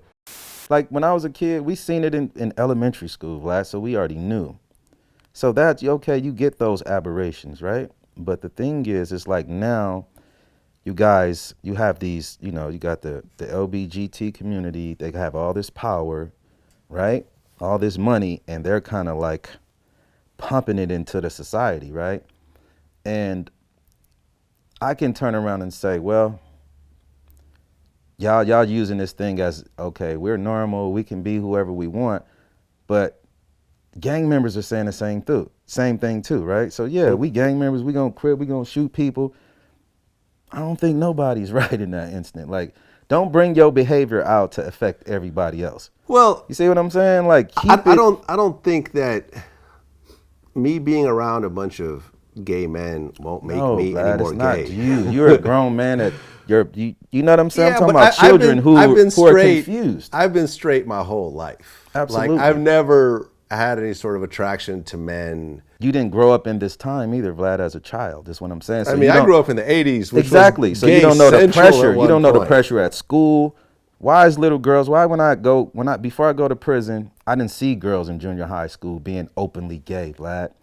When I come out 10 years later, I see it in elementary school. Well, I mean, for the Come first on. time, you have a gay female rapper who is relevant and That has a ain't got large nothing to family, do so with it. Young M.A.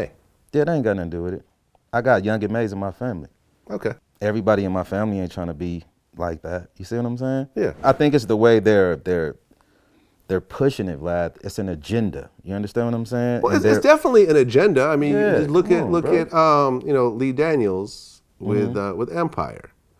You know, he's a gay man, and he took it upon himself to show gay imagery on television, far beyond what's been shown before, not in a joking manner, not in a comedic manner and stuff like that. I interviewed MALIK YOBA, and we talked about that. You know, he was on the show for a season. What did he say? I mean, he's cool with it, man. He didn't have a problem with it. Do he got children? Yes, he's got three kids. That's Last I crazy. checked. Okay, MALIK YOBA. MALIK YOBA also said that he would wear a dress. So my one-man show, Harlem to Hollywood, I play over 15 characters. My show is set in a therapist's office. One of the main characters is Gladys Rosenberg, who's an old Jewish woman. She's a therapist. That's me. I play 2 trans characters in it. I play an old Spanish man. I play an old Italian guy.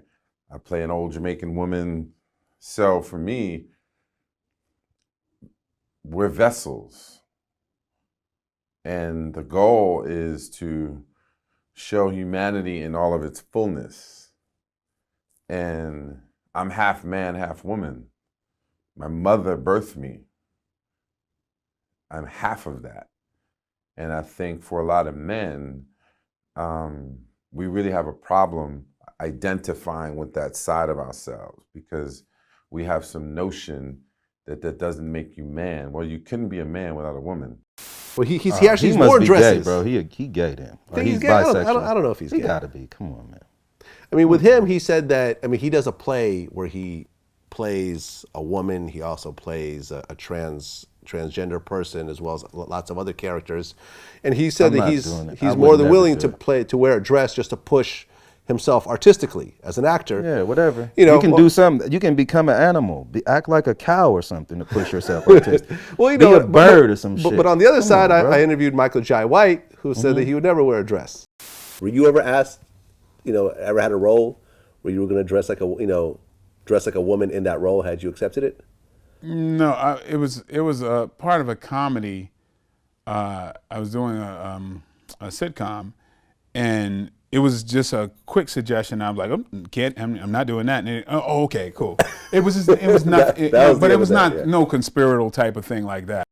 Of course. He man, said you're a fucking under man. no conditions. That's an will he- insult to your manhood to tell you to put on a dress. You might as well put a thong in your ass. You know what I'm saying? That's weird. That's weird, bro. That's. I interviewed Chi Ali recently. Are you familiar with his story? Yeah. Chi Ali killed his baby mother's brother over "suck my dick." Yeah. Them some words. Like, them some words, man. It depends on how it hit your ear when he said it. You see what I'm saying? There was also, there's a bigger story. Some stuff was happening where he had like tore up the apartment and was beefing with his sister and, So it and was stuff just got like out of that. It was control. a buildup. There was some money owed. There was some whatever. And it's so much reminded me of the Nipsey situation of like, if the story is true over Nipsey calling Eric Holder a snitch, and like those words trigger They a do, murder. bro. They big words. And it's just like you would think that a human being would not throw their own life away You would over a think. set of words. You but would it think, just it but does not happen. not in those communities. You Not see? in those communities. Yeah. So everybody, I'm like the average person wouldn't take it that way. But you got to understand, when we was little kids in the hood, we started out going to school. So we used to play this thing called the dozens. Yeah. And there was certain things that if you said, it would probably start a fight.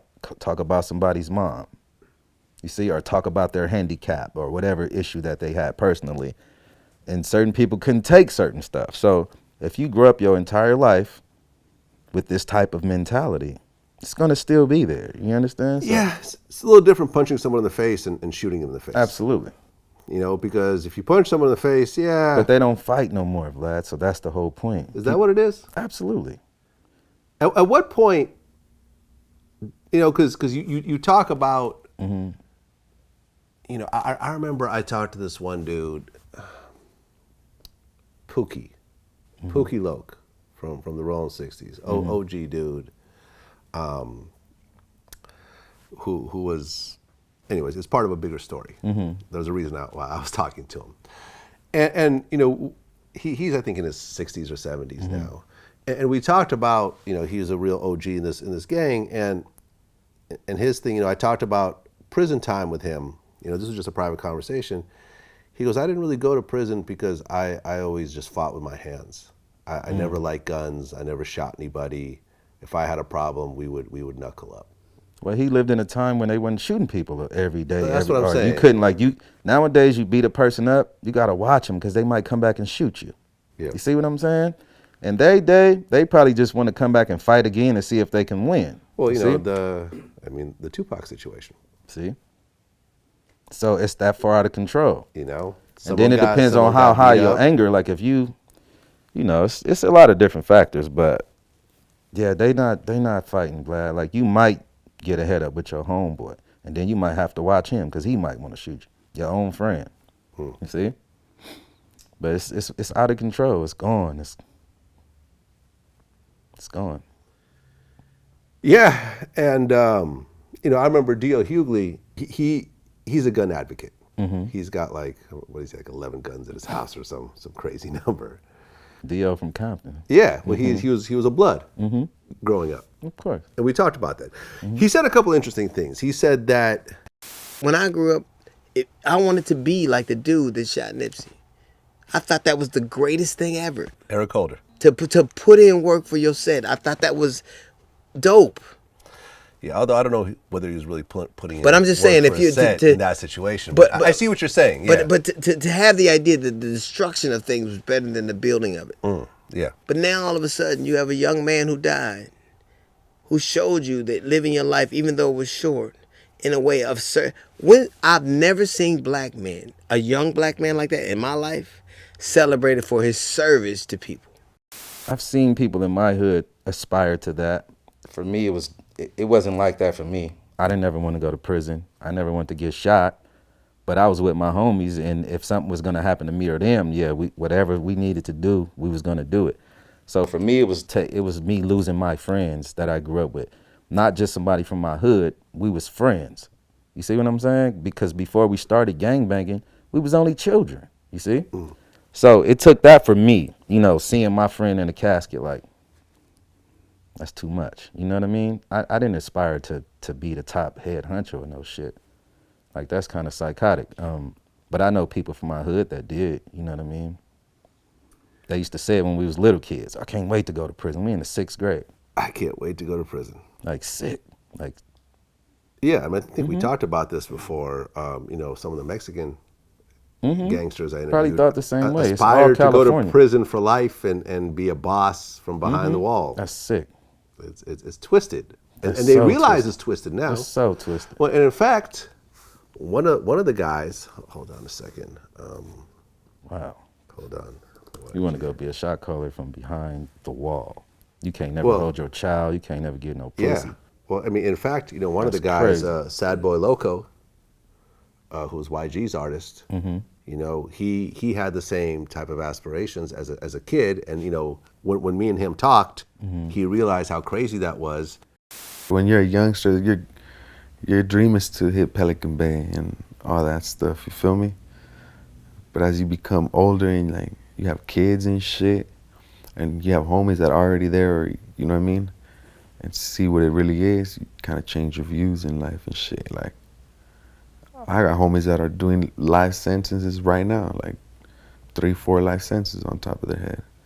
But last I checked, he's still, in jail for attempted murder. Yeah, see. With a $1.1 million bail, which he can't pay. And, I don't know, I don't know whether it's true or not. I don't know whether he's gotten out since, but we broke this story and it's, shit. Like I was talking to him maybe a year before. See, because you got to leave, man. Like, especially if your mentality starts to change, man, you got to kind of get away from the people you ran with, bro. You just have to. Because it's easily to get pulled back in. And if you in the hood, if something happens while you're in the hood and you're there, you're totally obligated to it. Well, your brother got shot in a similar situation, going back for something in the morning, going back to your in hood. a fast car when they just been shooting it out all day, and here you come sliding. See? And we got shot up. Yeah, I interviewed Keek the Sneak recently. I signed a petition for him and donated to his cause to keep him out. Yeah, because he got shot up in Richmond. In Richmond, which is the hood. Late, early morning. He said it was mistaken identity, though. That's what he said in our interview. Do you have any idea who did this to you or why? No. I hear a lot of shit, on my ear to the streets. Mistaken identity from what I hear. You know what I'm talking about? Somebody thought I was somebody else. And I was in Richmond at 5 in the morning. You know what I'm talking about? So, I went through my phase of being mad as fuck at whoever did this to me. I want them gone. To the point where I just pray, you know what I'm talking about? I just pray. What goes around comes around twice. If this was a mistake, it was the wrong one. You know what I'm talking about? But at the same time, right now, my main focus is walking, getting my ass up, moving around. You know what I'm talking about? I don't got time to be dwelling on who did it and who done it and who's, you know what I'm talking about? Who's gonna pay for it and none of that. My main focus is walking, you know what I mean? But still, you're in somewhat of a dangerous area. I mean, he's used to it. I mean, Keek ain't never left. He ain't never left the street. You know what I mean? He was living in a nice area. I went to his house. I used to DJ for him. I he used to live up in Sacramento. Bro, but the California people, bro, is like I seen E40 in some controversy just recently. That's so unlike E40. You see what I'm saying? Yeah. And it's because a lot of times when you from something, you from it. And no matter where you go, if you still dealing with people, you sliding through the hoods, it's bound to happen. The Nipsey situation. Exactly. It's bound to happen to anybody, bro. Nobody's exempt from that. A total stranger can get killed in the hood.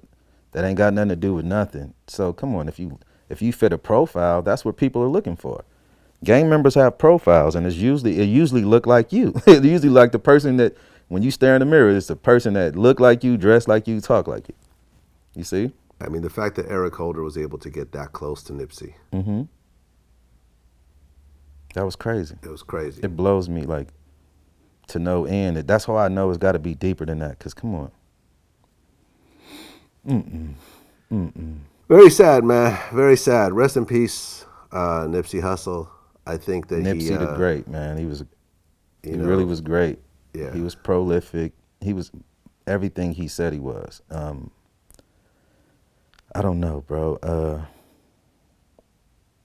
Yeah, that's fucked up. Like, sad, man. He was a youngster, man. Like Nipsey, 33. His friend 33 Fats, years old. Fats was 30. What, 30 something? Fats was 30 something too. Yeah. They died back to back pretty much too. Yeah. Very, very sad situation, man. But unfortunately, he never got to see it. But he had quite a send off. Yeah, man. I mean, I'd rather go out like he did, bro. Like, if that was my choice, you know what I'm saying? Yeah. Because at least you left good energy in the world, and that's a good look for you. Because I believe in God and the afterlife, so it's looking good for you. You know what I'm saying? In my opinion. Yeah. So I mean, everybody got to check out. I just Everyone would has to hope check out. that you contribute something good that can carry on after you die. Like if you plant a tree, right? Like in Islam, like if we plant a tree and birds come and perch and nest on it and eat on it and eat from the tree or whatever, then that's continuing good deeds for us while we're dead. You know what I'm saying? Oh, yeah. So it's stuff like that. Like I want to leave something back that will continue on after I'm gone, but it's a good thing, not a negative energy. Like, Well, I mean, with Vlad TV, I have a plan. You know, what I do surpasses my lifetime. okay, What I'm trying to document, absolutely. and the people that absolutely. I talk to, the stories that Absolutely. I tell, Absolutely. are going to be around long after I'm gone. Absolutely. You know, and that's the legacy that I am working towards on a Okay. daily basis. It's bigger than me. It's bigger than where I live or what I could buy. Or Yeah, yeah. even people around me, even my own family, because I'm looking to leave behind a body of work of thousands of interviews. Mm-hmm. One of the biggest hip hop libraries of interviews. So dope. And you know, not everyone is going to be big enough to get a movie made about their life. Of course. Or get a documentary about them. Mm-hmm. But hopefully a lot of these people have Vlad TV interviews in a biopic style that I do. Like, you know, when That's you and dope. I first, first spoke, That's dope. I got to let BG Knocc Out tell his story. Absolutely. And your children and your grandchildren, your great-grandchildren could be like, my great-grandpa? Let me tell you about his life. And they press the play button. For those, my great-great-grandchildren, I love y'all. Just in case y'all do see this later. Yeah. Yeah. And they'll get to see this story because a lot of people, they have little interviews here and there. And this is where I think that Vlad TV differs from other platforms, is that we have methodically gotten people's life stories in their first interviews. Dope. And See, I didn't even notice that. So that's, yeah. yeah, That's like, dope. you know, like Ron Newt, who's not around anymore. Okay. You know, he's a gangster from the Bay Area. Yeah, He I was didn't connected know. with Michael Jackson and all types of other Okay. interesting Yeah, stories. I didn't know him, so. He got to tell a story. You know, he passed recently. You know, my interview with Nipsey, that was the interview that the LA Times linked to, and, you know, that NBC referenced and stuff like that. We talked about a lot of things that were never discussed before, that no one was brave enough to ask Nipsey. You know, and that's, you know, my timeline is beyond my lifetime. And I think Nipsey's was as well. Absolutely. And he absolutely accomplished that. And I think we should all be as lucky as Nipsey Absolutely. with our legacies. Exactly, bro. That's what I'm saying. Like, that's the most beautiful thing about it that I've seen, like, because it bothers me, like, to my core, you know, to even think about it. But a lot of good came of it, man, which is so ironic, man. Which, and I know the world is created on duality, positive and negative, and usually when something negative happened, the impact of that negativity has the exact amount of positivity too. It's just everybody don't have a keen enough eye to see it. Yeah. Yeah, man, like that was the greatest thing, yo, just to see how he affected other humans around the world. It's awesome. Right. Because what people don't realize now was that Nipsey was really an underground rapper. He had no songs on the radio. He had no national hits. He was, you know, known by a lot of people, but he was by no means on the level of a Tupac. Yeah, but now In terms he is. of, I mean, but now he actually. But reached he that said in a status. song, he said he Tupac of his generation. I Right. mean, those words prove true now. So yeah. A lot of stuff in his songs prove true. When you listen to some of it, you kind of get chills because it's like he was naming a lot of shit that ultimately came true, man. Well, listen, BG Knocc Out, always a pleasure. Thank you for man. sharing. Appreciate you. And you know, I'm sorry, you know, with your connection with Nipsey, I know Yeah, that's it's okay, painful man. It's to cool. deal I with. mean, I believe in God, so I believe he'll be all right. He'll be all right. Yeah. That's what it is. Till next time. Sure, bro.